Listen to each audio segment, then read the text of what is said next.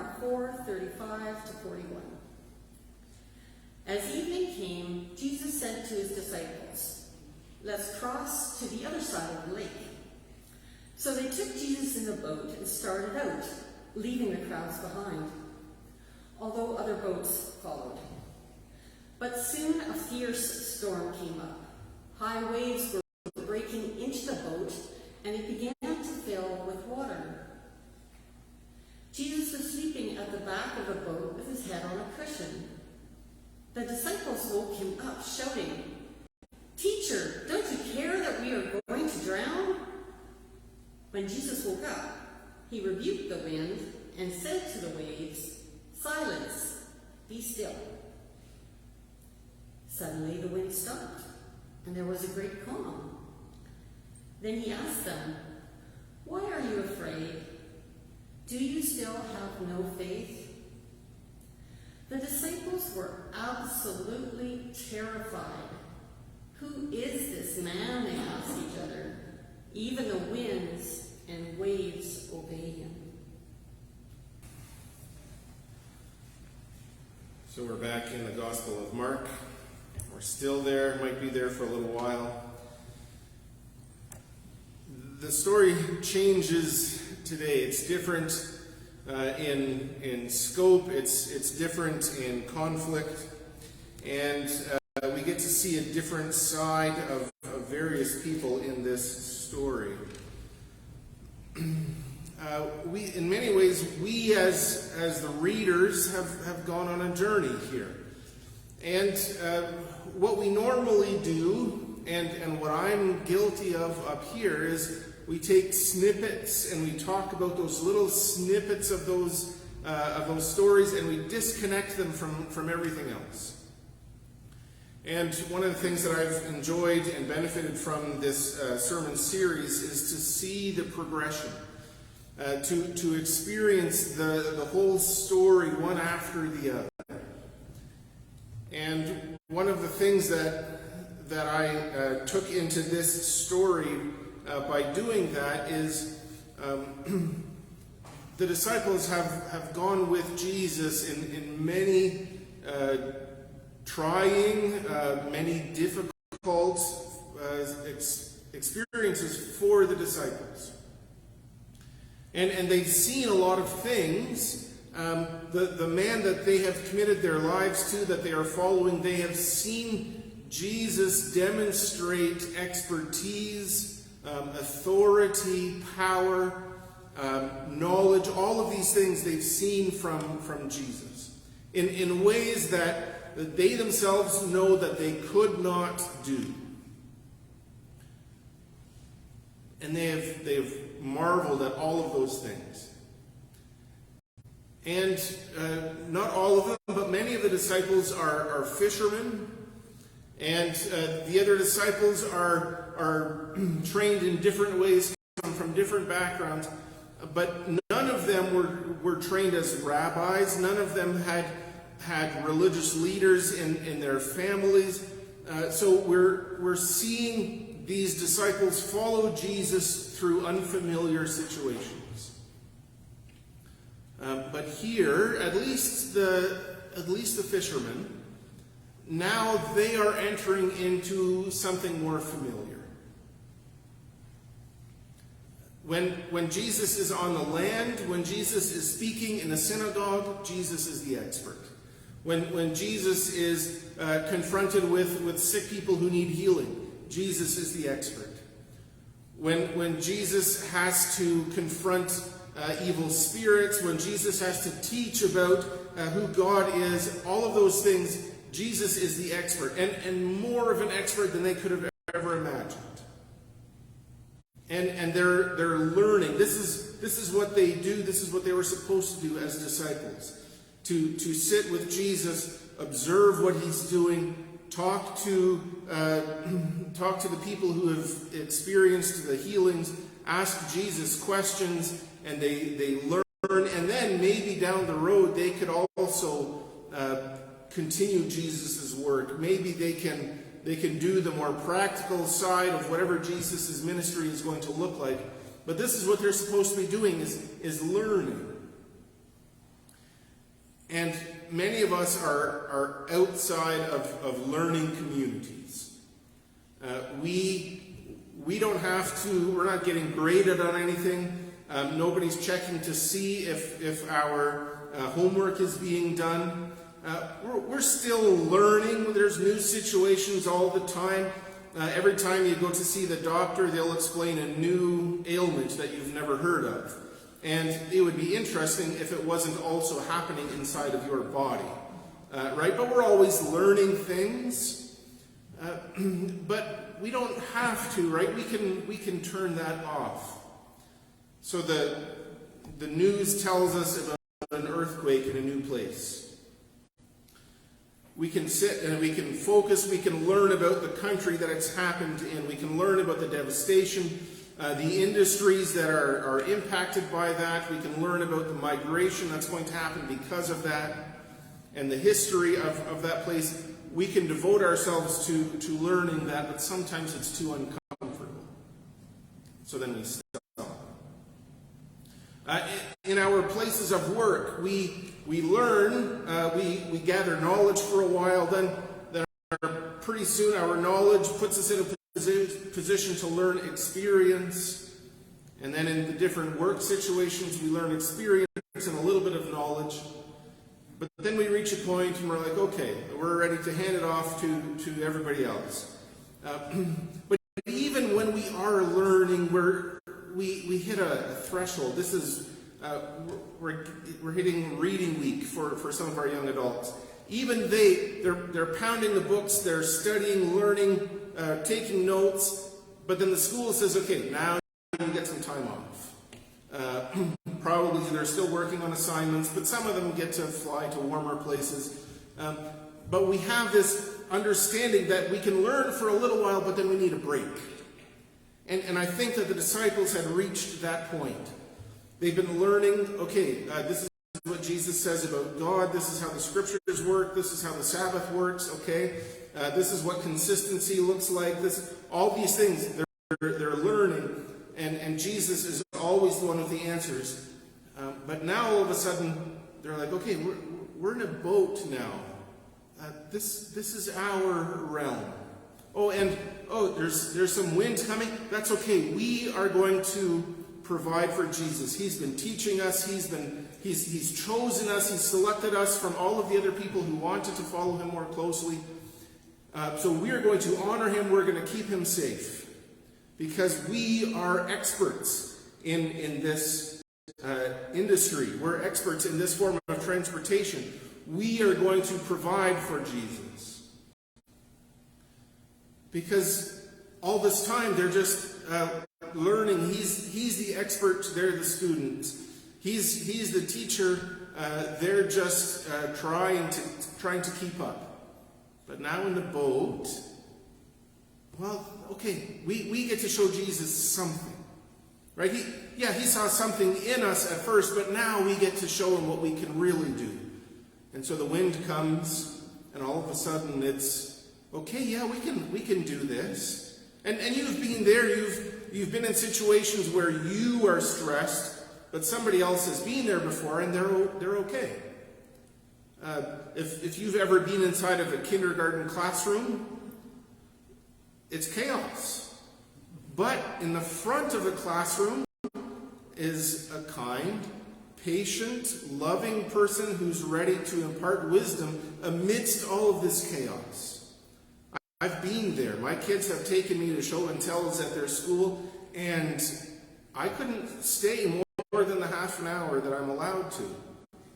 But you watch the peace, the serenity, the patience on the face of the teacher in that classroom.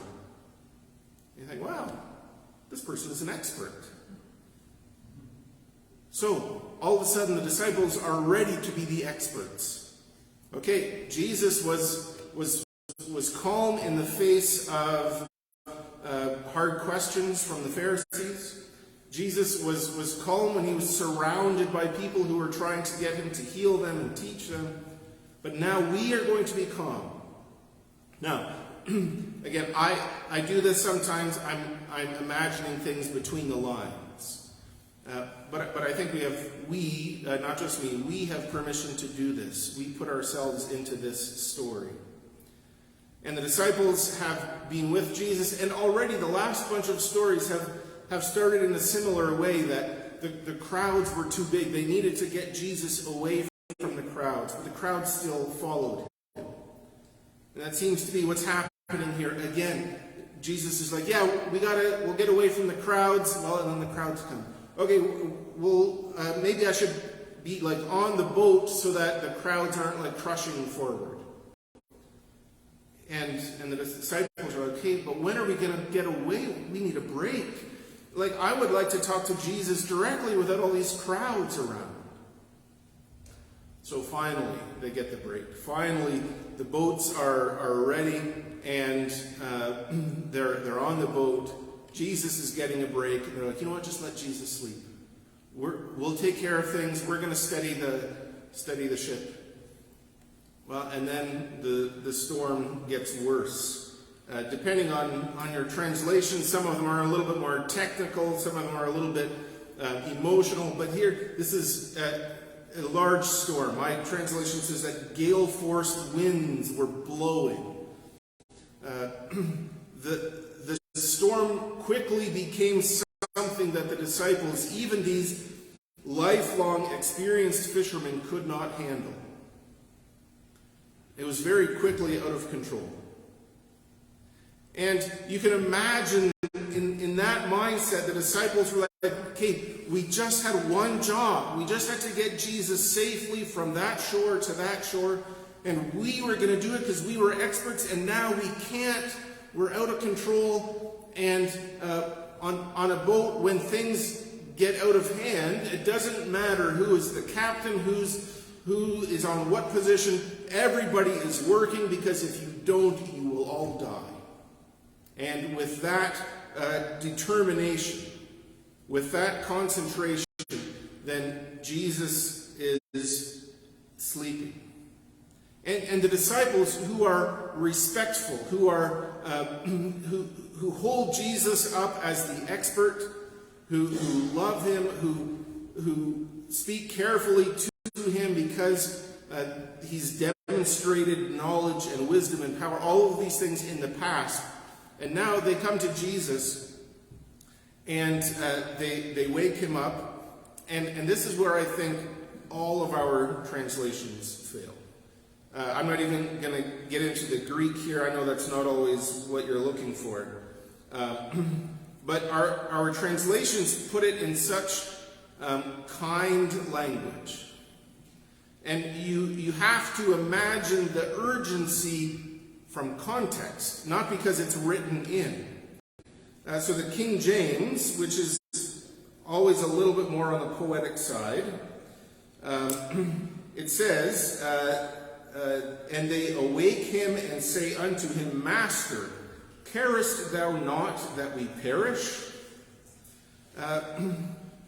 When my life is going badly, it doesn't sound like I'm speaking Shakespeare. Other translations, too, just kind of matter of fact, teacher, don't you care that we're drowning? Those might have been the words, but we can't read emotion. We can't read desperation from the page like that. We have to put ourselves on the boat. Right? We know, we've been following these stories, we know what Jesus is capable of. This is still only Mark chapter 4. This is still very early in Jesus' ministry. But the disciples have seen a lot. Not just wisdom, not just teaching, but they've seen a lot of that. They've seen healing. Jesus can just touch people and heal them. That's a power none of them have. None of us have that. That's a power they cannot comprehend, but they know Jesus has it. Jesus can speak to large crowds, keep them entertained, keep them interested. That's a power none of them have. Jesus can stand in front of a demon-possessed person, and the person will will kneel, and the demon inside of them calls out and says, "You are the Son of God." None of them can muster any kind of confidence, let alone prestige, in the face of those dark forces. The disciples know what Jesus is capable of, and still they come to him in this way. Fearful, almost accusatory. Right? It doesn't feel good when someone says, "Don't you care?" Yeah, we care. We all care.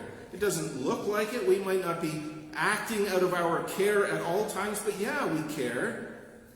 And Jesus to be accused of not caring, the man who healed hundreds of thousands of people, the man who taught great crowds, who spoke longer than he had energy for, all of these things, Jesus has demonstrated caring. So, despite their understanding that Jesus has shown caring and power, they still approach him this way. "Jesus, we're all going to die. Don't you care?" It's fascinating to me. Nobody is asking for help. Maybe that's written between the lines, but it's a strange way of asking. They are already convinced. This is it. Right, they're thinking, "I'm the expert here. I've been on a lot of boats, and I've never seen wind like this. And the amount of water that's coming into this boat, the amount of back and forth, this wooden structure can't hold together forever. So, in my expertise," you can imagine them saying, we aren't going to make it. We aren't going to survive this. And amidst all of this, Jesus is asleep. Asleep. There's probably two sides of this coin here. Has your sleep ever caused somebody concern? You might have to go back to maybe when you were a teenager. But we see somebody sleeping at the wrong time, and we think something is wrong with them. You don't need that much sleep. All this other stuff is going on, and you're sleeping? So, they're not thinking clearly. They know Jesus cares. They know Jesus has power, but they're not asking for help. They're accusing him of not caring. And again, with translations not helping, they all say different things here. And it's not, sometimes it's because the Greek root that's being translated is difficult to pin down. But that's not the case here. These are simple Greek words to translate. The confusing part is, how would we, in the language of contemporary society, say these things?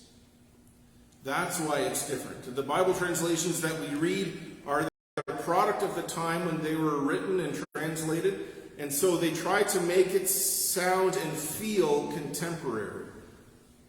And when we speak passionately, we don't follow the rules of proper grammar. We fall back to slang. We fall back to things, movie quotes, whatever. We fall back to things that are familiar and doesn't have to follow the rules. And the language is always catching up with what we say in emotion. So these translations say different things. One says the boat was swamped. One says the boat was almost full. That the storm was threatening to sink the boat. All these are very different terminology for exactly the same phenomenon. Then Jesus gets up. He doesn't respond to the disciples. He doesn't calm them down or reassure them. He just gets up and he speaks to the wind. And he speaks authoritatively. He speaks succinctly, short words. He just tells the wind to stop. And then he turns back to them. So in the common English, he just stands up and says, "Silence, be still." And then he turns around, and the disciples are watching. So he's spoken into the storm, and the storm has responded. The storm was loud, the storm was furious, was active, and then he speaks calm into the storm, and there's calm. And the disciples are astonished, terrified, petrified. These are all words that we use for similar things. And within that, within those emotions, there's a variety of expressions. And the dictionaries have to keep up with all of these new words that we try to fill into that space. It blew their minds. They didn't know what to do. Because what they had seen was inconsistent with anything they had ever seen before. Now, when you speak to a simple person like a fisherman who hasn't studied in depth, and you tell them interesting things, yeah, they've never seen that before, but they're expecting you to say things they haven't heard before because they've never studied before. When you heal, if any of us went into the hospital, we would see doctors performing amazing things all the time because we've never seen that before. But these guys knew the lake. They knew what the sea was capable of. They knew what a storm looked like. They knew the progression of waves, and they knew what to expect. But this they did not expect. With Jesus, they had already discovered a pattern of seeing unexpected things. But that was part of what they signed up for. They wanted to see unexpected things. But on the lake, they were the experts. They wanted to be the experts. So Jesus has just spoken calm into the sea, and then he turns around and he sees his disciples, and they are terrified. Jesus can speak calm into the sea, but he cannot speak calm into his disciples. Because he tells them, hey, you didn't have faith? You've seen me command evil spirits. You've seen me command illness. You didn't have faith here. But they were still afraid. They couldn't be calmed by Jesus' words as easily as the sea could. Now, I'm not here to be hard on the disciples. This is an account of an incredible, difficult to believe event. Any of us would be amazed at this. Any of us would be wondering if we had actually just seen what happened. So none of us gets to say, wow, those disciples, what a bunch of faithless simpletons. They should have known to expect this. No, they didn't. The disciples thought they had expertise, and even within the thing they knew the most, they could not understand what had happened. And all of them were left with this question: who is this man? Again, I love the King James, the beauty, the history, the poetry of it. But the King James Version, here it says, and they feared exceedingly and said to one another, what manner of man is this, that even the wind and the sea obey him? I sometimes read, there's a Hawaiian Pidgin English on BibleGateway.com, which has a fun way of twisting things. And so verse 41, there it says this: "They so scared. They went tell each other, hey, what kind of guy this? Even the wind and the waves do what he tell them." Our language often escapes us, even when we're trying to explain our own situations, our own emotions. We sometimes are at a loss for words, even the most articulate among us. The disciples were wondering who Jesus was. They thought they knew what the lake was. They thought they knew what the boat could handle. They thought they knew what they, as human beings, could do in the midst of a storm like that. All of it out the window. So this whole time I've been talking about a storm. Those are the words that I've been using. But I'm also talking about my own storm. In your own life, you have areas of expertise. All of you do.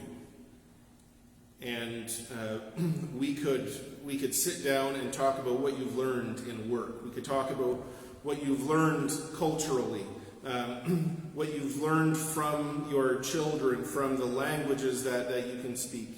And all of us would learn new things if we did that. Having areas where we are experts is a great thing. We can build each other up. We can help other people. But sometimes what happens when we are in our place of expertise, we put up walls. You say, hey, yeah, you guys, you can tell me about baking bread. I don't know anything about that. You guys can tell me about hiking in the mountains. I don't really know any of the best trails. But I have this. I know my thing.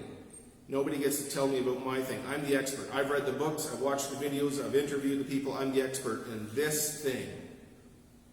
And then, so we live in that space. We stay there. We think we know and nobody's going to tell us. And we are experts. All of us deserve credit for our expertise. But even in those places, Jesus wants to be there with you. Even when you think you've got everything under control. Nobody can handle your kids, but you can. Nobody can deal with the illness that you're fighting, but you can. Nobody can handle the neighborhood you live in. Nobody can deal with the economic forces that you're balancing. Nobody can manage your business, but you can. But Jesus can. Jesus wants to be there with you. So you've got a story, and you don't think anybody else can handle it, wants to hear it. But Jesus does. People around you might fail you. They might not respect your expertise, but Jesus does. And in that space, Jesus can still amaze you, can still impress you, can still show you things you've never seen. The disciples had that with their fishing, with their nautical transportation. They were the experts. But even there, Jesus had something to teach them. So whatever your expertise is, whatever your lake is, whatever your boat is, Jesus wants to climb on that boat and steady that ship in that storm for you and with you. So let's make room for Jesus to do that.